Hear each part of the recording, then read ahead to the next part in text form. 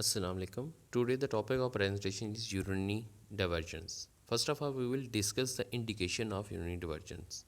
It is being done in the patient who have cancer of urinary bladder, prostate, or it is being done in female patient who have cancer of ovaries, uterus, rectum as part of pelvic extension, or it is being done in the patient who have congenital and acquired bladder dysfunctions. Now we will discuss the type of urinary divergence. Broadly, it is divided into two types. The continent, all those patients who have the control of his urination, and incontinent, all those patients who do not have the control of urinations. The continent is further divided into three types. The continent mechanism depending on anal sphincter, or continent mechanism depending on catheterizable pouches, or continent mechanism depending on external sphincter or orthotopic neobladder. Orthotopic means at its same anatomical location.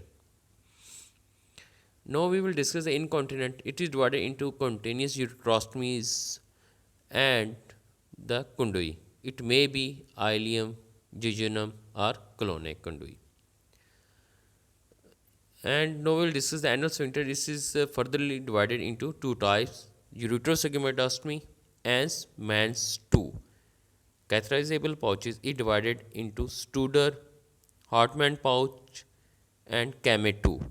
External sphincter is divided into flap wall, ileocecal wall, interseptal nipple wall. You have to learn this slide by heart before moving forward. Anal sphincter is divided, as already we have discussed, into ureterosigmoidostomy and man's 2. In man's 2, there is a difference of detubulization of rectosigmoid colon is done. In this slide, you can see the ureter are directly anastomosed to the sigmoid colon. In this picture, you can see actually it is a creation of low pressure and high capacity reservoir with the detubulization of sigmoid boot and side to side anastomosis, and ureter implanted by the submucosal anterior flexing tunnel pouch fixed in area formentary. Catheterizable pouches, depending on the matter flow principle, were divided into Studer, Hartmann pouch, and Kamezu. There is a difference of only the shape of the pouch is being made. In all these, the 60 centimeter segment of ileum is in Studer, it is U in shape. In Hartmann pouch, it is W in shape, while in Kame2, it is the Z in shape.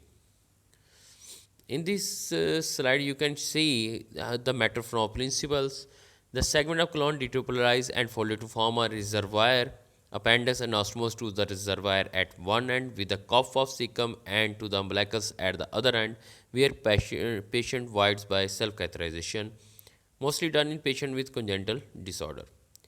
In Studer, the 40 to 65 centimeter ileum segment detubularized intestinal reservoir made by end-to-end or side-to-side anastomosis isoperistaltic afferent limb created using the 10 centimeter proximal ileum segment. Ureter anastomosed to the afferent limb, small opening made in distalmost pouch and anastomosed to the native urethra. Now, if we talk about the external sphincter orthotopic neobladder, it was divided into flap wall, ileocecal wall, or the interseptal nipple wall. Flap wall means the tunneling in the subcutaneous tissue to maintain a continent mechanism. If we use the appendix, it is named as pen. If we use the ileum, it is named as Monty.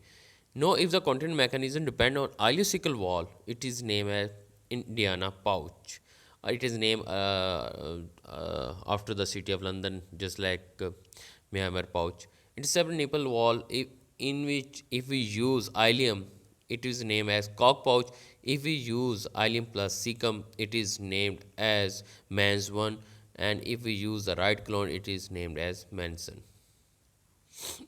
In this slide, you can see the Indiana pouch, right colon isolated with 10 centimeter segment of terminal ileum, ureterocolic anastomosis done by submucosal technique, right colon closed to construct the reservoir, ileocecal wall doubly imbricated, terminal ileum segment tapered as efferent limb led through the abdominal wall to make the flush stoma.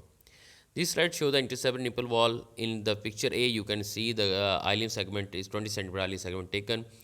In the B, you can see the incision is given on the anti-mesenteric border.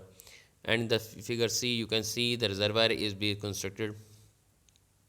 In D, you can see the interception is being done to maintain a content mechanism.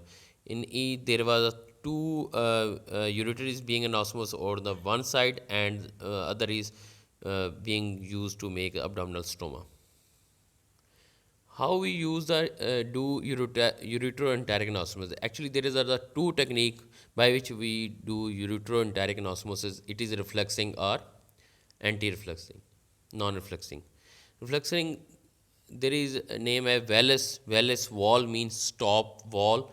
It means end-to-end anastomosis. If we talk about the Bricker, B stand for B side. It means end to side anastomosis. You can remember it by the mnemonic. I used to remember it B for B side, or wall means end. Non-reflexing is divided into lead butter clock, which is along the direction of the tinea. And while if we talk about the stickler, it is the horizontal.